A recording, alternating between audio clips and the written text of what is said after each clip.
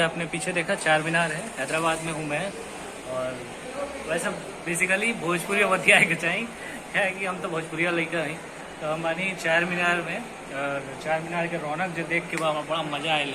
हालांकि हमरा लगल कि ई प्लेस जो बा एक खास कम्युनिटी के ऐसा हो, काहे कि थोड़ा बहुत आदमी के एगो हो जाला, लेकिन ऐसा कुछ नहीं है यहाँ। हमनी के अभी जहाँ बानी महादेव मंदिर हटे, और महादेव मंदिर के नज़ारा रोवा देख सकते नहीं।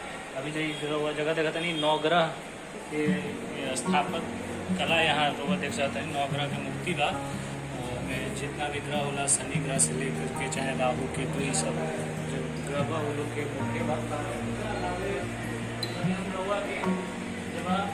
मंदिर के रौनक दिखाओ के चाहते हैं कि मंदिर की रौनक कितना संदर्भा मायनी है। तो खासतौर पर जब संगमरमर के बनावट हम देखनी है तो क्या बाद हमें लगा कि भाई बहुत शानदार के बाद मंदिर बना। सामने गणेश जी के मूर्ति रोवा देखा करी, देखने हरता गणेश जी।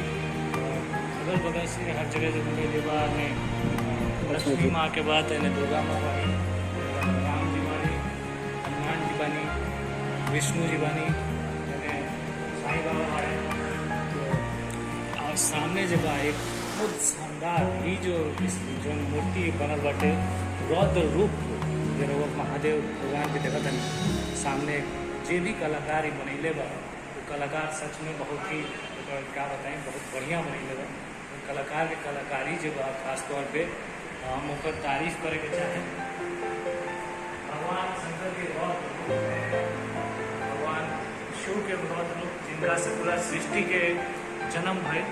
जब चाहे बिग बैंग थ्योरी पढ़ी चाहे कोनो थ्योरी पढ़ी, जब यूनिवर्स की उत्पत्ति के बात होला महादेव के रौद्र रूप की जो बात दुनिया के जन्म करेला, सृजन भी करेला और ख़त्म भी करेला।